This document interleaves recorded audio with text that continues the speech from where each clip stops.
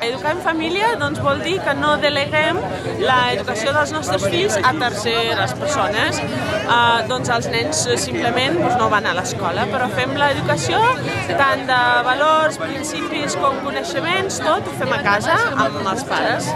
Els nens estan a casa i seguim sobretot, està basat molt en seguir els interessos dels nens, perquè creiem que ara hi ha una pressió molt gran a l'escola i creiem que els nens aprenguin millor a dintre de casa amb els seus pares, al seu ritme, i o sigui que això seria molt breu de què és l'educació en família. Després, mètodes, hi ha moltes. Hi ha fins des de les famílies que fan escola a casa, amb tots els llibres de textos i horari i tot, fins al unschooling, que és completament seguir els interessos dels nens. Només quan el nen demana vull saber una cosa, doncs tu li ensenyes aquesta cosa.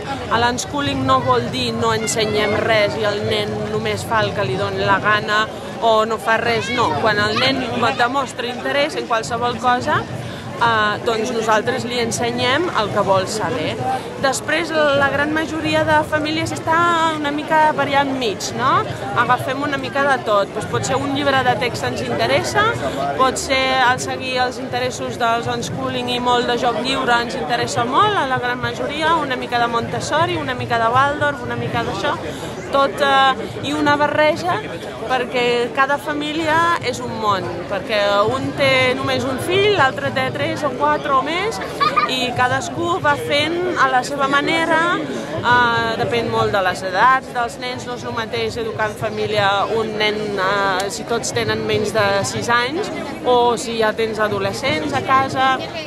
Aquestes coses poden canviar molt. I ara mateix, que més? Després, la socialització és un tema que moltes vegades diuen els nens, clar, està molt bé que estan a casa amb els pares, però els nens han de jugar amb altres nens i clar, nosaltres estem molt d'acord que els nens han de jugar amb altres nens i juguen molt amb altres nens. Hi ha trobades de famílies, amb altres famílies que fan educació a casa, molts nens estan apuntats a extraescolars, els més petits, si encara no fan extraescolars, doncs al parc, juguen al parc, els veïns, els caps de setmanes, i la socialització és més amb nens de moltes edats diferents, no? Pots tenir un grupet de nens educats en família, amb un de 13 i un de 8 i 2, i tots junts munten els seus jocs i el seu grupet. I, bueno, això.